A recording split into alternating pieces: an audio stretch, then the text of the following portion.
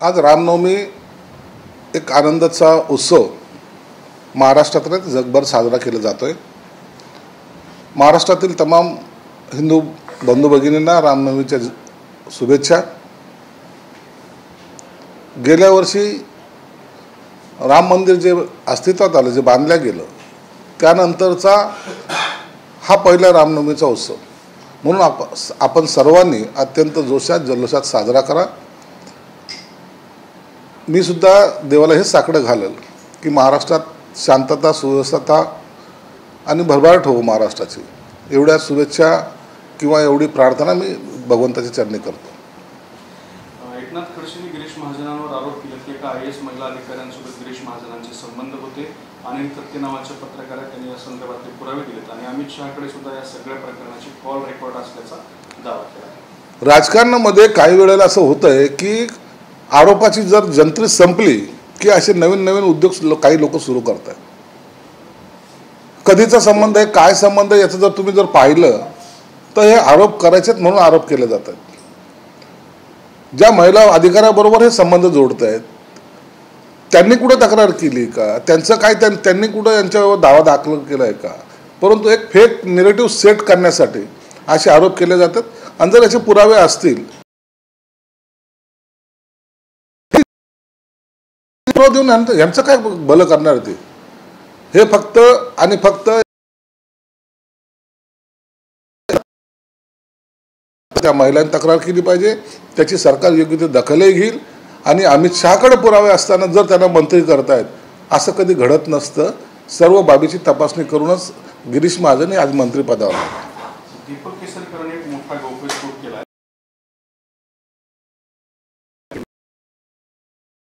गेल्याबरोबर आपण महाविकास आघाडी बरखास्त करू असा शब्द उद्धव ठाकरेंनी दिला होता, पण आता तो महाराष्ट्रात आल्यावर पाळला नाही। जेव्हा माननीय उद्धव ठाकरे साहेब हे पंतप्रधानाला भेटायला गेले होते त्यावेळेला जी भेट पूर्ण त्याच्यामध्ये अशोक चव्हाण वगैरे सर्वजण होते, नेतेगण होते, यांची भेट झाल्यानंतर 15 मिनिटाची भेट ही दीपक केसरकरांनी घडवून आणली होती। आणि त्या भेटीमध्ये हे स्पष्टपणे त्यांनी सांगितलं होतं की मला एक 15 दिवसाचा अवधी द्या, आत्ताच मी शिष्टमंडळाबरोबर आलेलो आहे, जर तातडीने जाऊन जर राजीनामा दिला तर त्याचा परिणाम चांगले होणार नाहीत, म्हणून 15 दिवसाचा कालावधी त्यांनी मागितला होता। हे सत्य आहे। त्याच्यानंतर सुद्धा आत्ता जो आमचा उठाव झाला त्यावेळेला सुद्धा यांनी अनेक माध्यमातून, मग ते डोभालचे नातेवाईक असेल किंवा अमित शहाचे नातेवाईक असतील, यांच्या माध्यमातून सुद्धा मोदी साहेबांशी आणि अमित शहाशी संपर्क साधण्याचा प्रयत्न केला होता। हे किती जरी खोटं बोलत असले तरी हे सत्य आहे। आणि आजही त्यांची मानसिकता हीच आहे की आम्हाला मोदी साहेबांनी भेटलं पाहिजे, परंतु मोदी साहेब आजही त्यांना भेट देत नाहीत, हे तेवढं सत्य आहे। पण संजय राऊत म्हणाले की कोण केसरकर, ते कशाला मोदींची भेट घडवणार, केसरकर हिंदुत्ववादी कधीपासून झाले, मोदींची भेट घेण्यासाठी केसरकर आम्हाला लागत असेल तर आम्हाला राजकारण सोडावं लागेल। तुम्हाला केसरकरच नाही तर तो डोबलचा नातेवाईक ज्याच्यासाठी तुम्ही त्याला शोधत शोधत त्याच्याकडे गेले होते हे लोक सर्वांना माहिती आहे। अमित शहांचे नातेवाईक त्याच्याकडे तुम्ही गेले होते, तुम्हालाचे फोन कोणी आता घेत नाहीत। ज्यांना लोकांचे फोन घेण्याची सवय नव्हती ते फोन करू परेशान होते, म्हणून केसरकरांचा जो त्यांनी केलेलं वक्तव्य ते सत्य आहे, तंतोतंत खरं आहे आणि आजही तीच परिस्थिती त्यांची आहे। एकनाथ शिंदेचा जो ड्रीम प्रोजेक्ट आहे त्याचं काम थांबवलं असं यावर त्यांनी केलं। वनमंत्री गणेश नाईक जे आहे त्यांनी या सगळ्या प्रकल्पाचं काम थांबवलं नाही, असं काही काम थांबवलेलं नाही आहे। 1-2 ज्या परमिशन आहेत त्या परमिशनची प्रोसेस सुरू आहे आणि तो कोणता त्यांचा तो ड्रीम प्रोजेक्ट असल्यामुळे तो कुठे थांबवण्याचा प्रश्न नाही। या फक्त त्यांच्या विरोधात बातम्या द्यायच्या म्हणून दिलेल्या आहेत, त्या प्रोजेक्टचं काम कधीही थांबणार नाही। वक्फ विधेयकावरती पुन्हा संजय राऊतांनी सामनातून उल्लेख केलेला आहे, परंतु की वक्फ विधेयक आणि हिंदुत्वाचा काहीही संबंध नाही। राष्ट्रीय स्वयंसेवक संघाचा त्यांनी सुद्धा एक हवाला दिला ज्यामध्ये हिंदुत्वाच्या मुद्द्यावर नुसते निरर्थक उद्योग सुरू असल्याचं संघाची भूमिका असल्याचे म्हटलेलं आहे। 2 वक्फ बोर्डाचा आणि हिंदुत्वाचा काही संबंध जर नसेल मग तुम्ही वक्फ बोर्डाच्या बिल जेव्हा आलं त्या टायमाला त्यांना पाठिंबा का दिला नाही? वक्फ बोर्डाच्या बिलाला आजही तुमचा विरोध आहे का पाठिंबा आहे हे तुम्ही सांगताय का? एकीकडं मुसलमानचं मतं घेण्यासाठी जे का खटाटोप तुमचा चालू आहे तो पाहिला तर तुमची आजच्या घडीला घरकाना घाटका अशी स्थिती झालेली आहे. आणि भागवतांना जे सांगायचं आहे ते त्यांनी वेगळ्या पद्धतीनं सांगितलेलं आहे. त्यांनी हेच सांगितलं आहे की हिंदुत्व हा वेगळा विषय आहे आणि वक्फ बोर्ड हा वेगळा विषय. त्यांनी एकमेकामध्ये अडकू नये ही त्यांची भूमिका आहे आणि ती रास्त आहे. आम्हाला ती मान्य आहे. त्याच्यात पुढे ते असं म्हणतात की हिंदूंना मूर्ख समजतात का? वक्फ बोर्डाच्या जमिनी तुम्हाला हडप करायच्या, मोठ्या उद्योगपतींना या जमीन देण्यासाठी हा सगळा प्रकार सुरू. कुणाला देणार आहे जमिनी? एखादी जमीन सरकारची असली तर ती कुणालाही अशी देता येते का? ती काय खिरापत आहे का? मला वाटलं म्हणून मी जाऊन मंत्रालयाची जमीन माझ्या घरी घेऊन जायची, असं काही नसतं. कायदा सर्वांसाठी सारखा आहे. परंतु मुसलमानाला सेफ करण्यासाठी या अशा गोष्टी समोर आणल्या जातात. त्यांच्या तोंडातून आलेलं वक्तव्य आहे की वक्फ बोर्डाच्या जागेवर अनेक मोठ्या लोकांच्या इमारती आहेत. मग कलानगरची इमारत ही वक्फ बोर्डाच्या जागेवर आहे का हे त्यांनी स्पष्ट केलं पाहिजे. म्हणून वक्फ बोर्डाचं चांगुलपण करण्यामागे तुमच्याकडे असलेली हिंदुत्वाची सर्व मतं आता दुसरीकडे वळायला लागलेली आहेत. हेच त्यांचं दुःख आहे. आदित्य ठाकरेंनी दीनानाथ मंगेशकरच्या सगळ्या प्रकरणावरती वक्तव्य केलंय. दीनानाथ हॉस्पिटलच्या प्रशासनाला एवढी मस्ती का आली आहे आणि सरकार आता हे हॉस्पिटल चालवायला स्वतःकडे घेणार का, असा सवाल. दीनानाथ मंगेशकर हॉस्पिटल असो की महाराष्ट्रातील इतर हॉस्पिटल असो, याची चौकशी आता सुरू केलेली आहे आणि कुणालाही पाठीशी घालण्याचा प्रयत्न नाही. जर आदित्य ठाकरेला ते हॉस्पिटल चालवायला घ्यायचं असेल तर त्यांनी तशा रितसर प्रस्ताव शासनाकडे दिला पाहिजे आणि मग शासन त्याच्यावर निर्णय घेईल.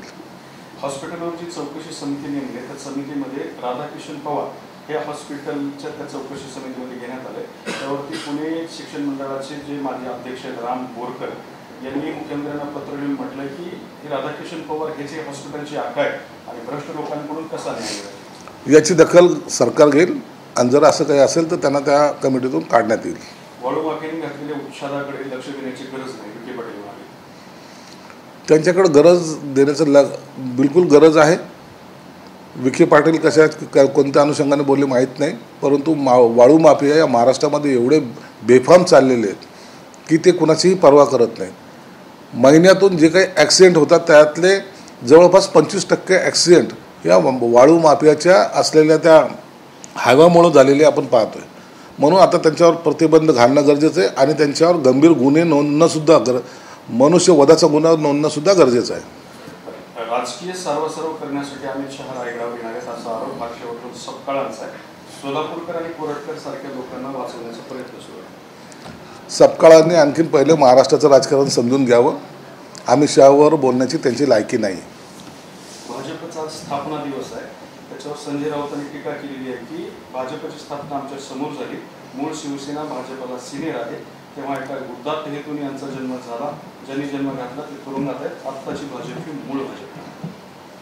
भाजपच्या स्थापनेला 45 वर्ष झाली आहेत.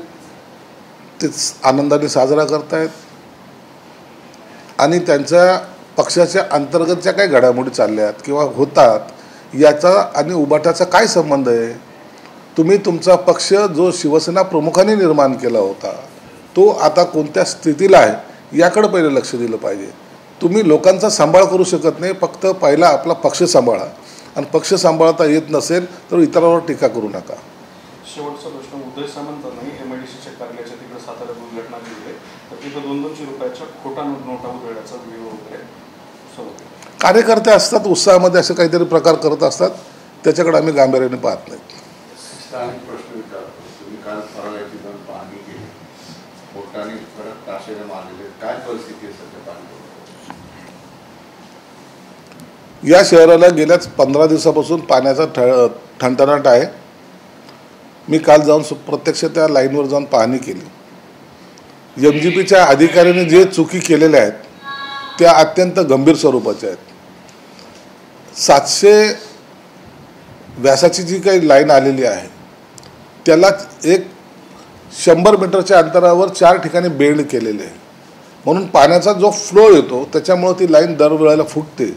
परंतु हे इतकं का केलं हा एक प्रश्न आहे. म्हणून मी काल ती पाहणी केली आणि त्या अधिकाऱ्यांना सक्त सूचना दिल्यात आणि कालच ती लाईन जी 4 ठिकाणी ज्याला कर्व दिलेलं आहे, बेंड दिलेलं आहे, ते नीट करण्याचं काम कालपासून सुरू झालं आहे आणि येत्या 2 दिवसामध्ये ते काम पूर्ण होईल. जो दरवेळेला पाईप फुटायचा जो प्रकार आहे आता तो थांबला जाईल. परंतु ज्या अधिकाऱ्याच्या चुकीमुळे हे झालं आहे त्यांच्यावर सुद्धा कारवाई व्हावी अशी मी सूचना संबंधित खात्याला केलेली आहे.